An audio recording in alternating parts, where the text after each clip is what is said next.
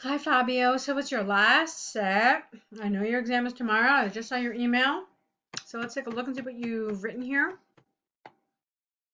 Okay, it's an email, it's a letter rather, to your relative. Let's see what you said. Hello, Sarah. I'm looking forward to your arrival. It's been ages since we last met. Unfortunately, I won't be able to pick you up from airport to home. I have an important meeting going on in my office. What a pity. However, I will leave my keys inside the mailbox and you will easily find it. Also, you need to type the following number 1432 on the screen just beside the main door to deactivate the house alarm. The journey from airport to my house is relatively easy. You should take the bus number 609 in direction towards Nashville and jump off at Parkdale Station. I would say that is only 5 stops from Airport Main Station. From this station, just cross the street and walk down to left side up to this address. That's it. We have already done some plans for your first evening. We will hang out with friends in a karaoke bar, and I'm sure you will get along with them. Bear in mind that you have to, beforehand, think about a bunch of music to sing there. I hope our plans fit your wishes and get in contact you may need further if you may need any further assistance. Best regards. Okay. I want to read the whole thing first. Um, I thought you did a good job of task achievement. So you covered everything. You explained how to get in, you explained how to get there. All of that was well done.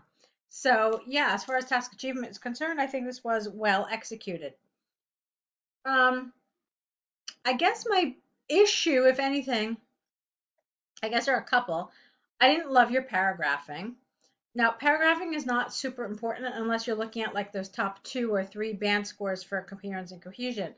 Um, I probably wouldn't have had so many paragraphs. I would have put this into one.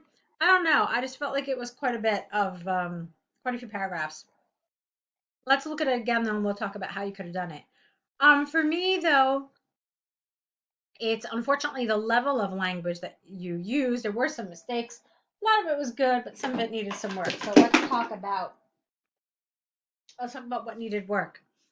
All right. So first of all, you're going to get in the exam sheet, it's like it's a folded paper and they come out to be like an A3 size paper together. Um, and on the left side, you'll see the task 1, and then on the right side, you'll see the task 2. Usually, there are instructions telling you how to begin your letter. Usually, they tell you begin your letter, dear, and then you fill in the word. The reason why I mentioned that is because I saw that you wrote hello, Sarah, which, okay, yeah, in email speak, it's okay.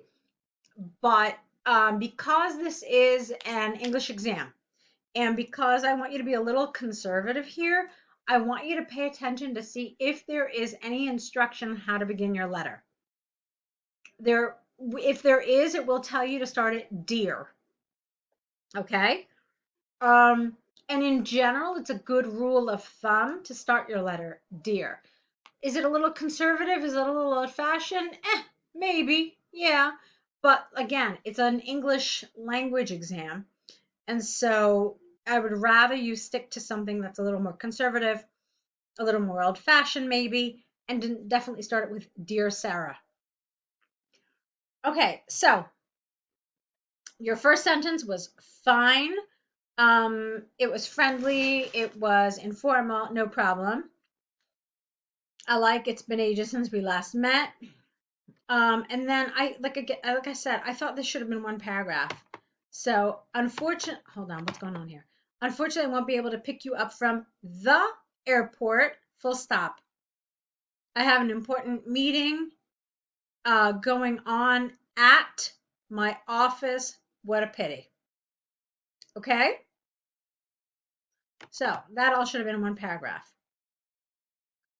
Um, then maybe what you could have done here is instead of going straight into this, however, I will leave my keys, maybe you could have given her a little heads up about what the next paragraph is going to talk about.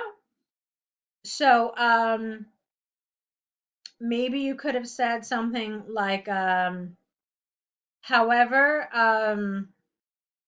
I will arrange for you. No, how about this? However, I have arranged everything so you can enter my house before I get there. So something like that, just like a better segue, a better kind of lead in into the next paragraph. So yeah, something like that would have been nice. So what a pity. However, I have made arrangements so that you can come into my apartment and wait for me there. Okay? And then I will leave my keys inside the mailbox and you will easily find them. Keys, them. Okay? Because when you say it, it's like, okay, what is she going to find? She's going to find the mailbox, perhaps? So that doesn't make sense. Also, you need to type the following number, okay, on the screen just beside the main door to activate the one. That's fine. You don't need this comma though. Okay, and then that's one bullet, so you did that. Fine. The journey from the airport to my house is relatively easy. You should have put a colon here. That would have been better, or a semicolon, not just a comma. Commas aren't really enough in this kind of instance. So you should take the bus number 609 in the direction towards Nashville and jump off at Parkdale Station. I would say that it is only 5 stops from the main airport station. From this station, comma, just cross the street and walk down the left side up to 126 Parkdale. Okay. Now here's where I have a few suggestions for you. We have already made some plans for your first evening. We will hang out with friends in a karaoke bar, and I'm sure you will get along with them. Bear in mind that you have to think about a bunch of music to sing there beforehand. This goes at the end. Now, let me tell you what I want you to change. Look at this. The bullet says, give suggestions. What does that mean? It means that they want you to use the language of suggesting. All right. And this is something called functional language. It's phrases and expressions and particular vocabulary words that do a particular job, they do a particular function. So when it comes to the language of suggesting, you need to use things like, how about we? Why don't we? What if we? Let's do this. What would you think if? Like, so this is the kind of language we use when we want to make a suggestion to somebody. All right, so not we will hang out, because this is suggesting. This is plans, okay? These are plans that you've made. So you could have said, I have some ideas about your first evening. We could hang out with friends in a karaoke bar, and I'm sure you would get along with them. In other words, if we went out with them. That's the kind of implied thing here. Now, and that's just one suggestion. So it says suggestions. You really want to make more. Okay? But again, it's also about using the appropriate language. So we could go to a movie if you prefer, or perhaps we could try a new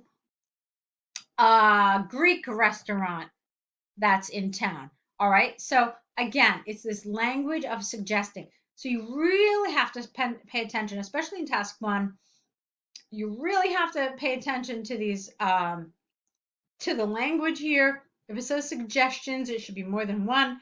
And if it says something like suggestion, you have to make sure that you have the right language to show that you're suggesting. Okay. I hope our plans fit your wishes. Again, you call them plans. They shouldn't be plans. They should be suggestions. And get in touch if you, not if you may need, but if you need any further assistance. That felt a little formal after everything. Maybe you could have said something more like, I hope these suggestions fit your wishes, and let me know if there's anything you need before you arrive. All right, that would feel better to me. Okay, so that's it for this letter. Let's take a look at what else you've written. Okay, the benefits and drawbacks of leaving the city. Here's what you wrote. Experts throughout the developed and undeveloped world have been debating over the new trend of businesses, ES, moving out from big cities to small ones. Some believe that there are some advantages and disadvantages for such a choice. This essay will discuss both views using examples from the UK government and Oxford University to demonstrate points, prove arguments. Good, strong, perfect, no mistakes. Great. Let's keep going. On the one hand, there is ample evidence that there are some drawbacks for the large city losing an important company. Firstly, one problem might be the decreasing number of jobs and consequently the increasing unemployment rate. Whenever a business leaves a region, it brings the available positions to a new location. Some families cannot simply follow the company. Sometimes they have their own house or a family issue, even because they love living there. Just love living there. Secondly, there is a sudden drop in local taxes income. How about we change that? Local tax revenue would be better. The city hall will not have the same amount of money available anymore. You know what? Make this one sentence. And this could negatively impact the capacity of investing in the city development and needs. Okay, fine. I like this paragraph in general. I thought you did a good job. I thought you covered a couple of really important issues and I thought you developed them. I might have changed around the language of this sentence a little bit. Let's see. Whenever a business leaves a region, it brings the available positions to a new locations. So I would have added something else here. Unfortunately, some families simply cannot follow the company because they have their own house, a family issue, or even because they just love living there. So those changes, I think, would have made this sentence a lot better. Okay? Let's take a look at your other paragraph. On the other hand, there are several advantages when companies move from metropole. I don't know why you call them that. I don't even know how to pronounce that, and this is my native language. Metropolises is what I usually see, but okay. To small cities in general, old companies, not installed, maybe established would be better. In general, old companies established in big city centers. No, wrong word.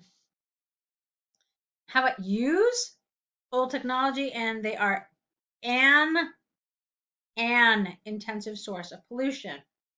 Companies having the opportunity to move to a new location, that's awkward. Hang on. How about this? When companies have the opportunity to move to a new location, this is the right moment to update technology. I don't know what you mean here by layout. I have no idea what that means. And pollution I don't understand this. I think a word is missing. Layout and apply, maybe this is what's missing here. Apply pollution treatment systems. That kind of makes sense, but I'm not sure. Also, the terrain, which not one day, I don't think you mean terrain. How about the land which hosted the company will most of the time be available for constructing new houses. All right, it's a little absolute. That's not necessarily the case.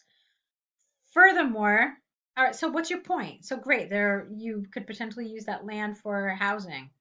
So why is that so good? So take it a step further, and if you're going to present it as an advantage, explain to us why it's an advantage, okay? Okay, furthermore, the small city which will receive the new company, careful with your grammar here. Furthermore, the small city which will receive the new company will have more employment opportunities and income, helping them sort out their issues. What are their issues? You're assuming there are issues, but I don't know what the issues of the small city are. So Perhaps that's something else that you need to explore and you need to develop a little further. For example, recent studies from the UK government and Oxford University demonstrated that economic recovery of larger cities is relatively quicker compared to small ones, as seen in the growth of new services companies such as restaurants or laundry. It shows that the income and job recovery take about 1 to 3 years in large cities, while in small cities it takes 7 to 8 years for this recovery. Okay, it's a long piece of support, but it got the job done. So, I take back what I said about, you need to explain it, et cetera, et cetera. You did. Could you have possibly done it? Maybe economizing a little more? Yeah, probably. But I mean, I definitely appreciate that you went into detail, that you supported it. So fine. In an ideal world, for me, ideal again, okay? So, let's say. Furthermore, a small city which will receive the new company will see improvements in employment and income, helping them sort out their issues. You see, I thought this idea of their issues, I thought that needed to be explained. That's why I said what I said. So for me, for example, I would say something like, for example, many small cities remain underdeveloped because they lack the job opportunities and revenue from income taxes in order to develop the infrastructure needed to make them more attractive places for people to live. So I don't know if that made any sense, really. I'm not sure. But I think you get my point. Like, that's what I would have explained. Because this whole thing about like sorting their issues, that to me is what needs a little explanation and a little description. Okay? But that's just what I would have liked. I thought what you wrote was fine. From the arguments and examples given, I firmly believe that government should keep forcing companies to move to countryside locations. Large cities have several problems to sort out, while small cities are in need you're in need of something, are in need of new opportunities. Planning this movement is a right tool to tackle such issues. Okay, great. I like that. I like the end. I like it was a nice, strong ending. So I feel pretty good about that. Little things here and there, stuff with language that we talked about. But on the whole, I see really, really definite improvements. So I hope you see them too. I hope you feel good about it. I know you have one more for us, so let's see what that is. All right, awesome. It's your bonus task one. Let's see what you said here about having. Oh, okay, the damaged item. Fine. Dear sir, madam, I am contacting you because I have recently ordered a 75-inch, we'll talk about this in a minute, television from your online shop, and I'm disappointed to find out that the screen was damaged during transportation. Great. So, check it out. 75 inches, that's a noun, right? But you've put it in front of this word television, which makes it act like an adjective. So, when a noun like this acts like an adjective, you don't make it plural because we never make our adjectives plural in English. It should always be singular. So I recently ordered a 75-inch television. Does it look weird? Does it sound weird? Yeah, but that's the rule. Let's keep going. I would have expected that the package, careful with your grammar here. I would have expected the package to be better wrapped to avoid such incidents. As I needed the TV installed in my office, I have already bought a new one in the local store. Get rid of then. I therefore suggest that I be given a full refund for this returned item. I would like to ask what the procedures to return this item are. My order number is this and the purchase date was this. Please bear in mind that I'm moving to Canada and the collection date must be within 3 weeks. What collection date? The date for the refund? I'm confused. Or do you mean to return I think you mean to return the TV? Okay. And the collection date must be within 3 weeks. Also, someone from the courier company has to call in advance to arrange a suitable time and date because I might be at the office. If you need any additional information, do not hesitate to contact me. Yours faithfully. Okay. Fine, fine, fine. Yes, good. No, no problems. Well done. Formal. I like that you said in the first sentence why you're writing. I like your closing here. It was polite, appropriate, good. You covered all the bullets, so it's a good set. Fabio, you are ready. I know your exam is tomorrow. I hope you're feeling confident. I thought that the set was good. I see such a huge improvement. So, congratulations. I know you've been working really, really hard. Okay. Do let me know what happens after your exam. So, if you want to tell me like what you were asked, like what the questions were, and how you feel about your performance, I'd love to hear it. Okay. So, definitely let us know. And obviously, I mean, I want to hear how you do when you get the results. Okay. So, best of luck to you. I'm looking forward to hearing how it goes. Good luck.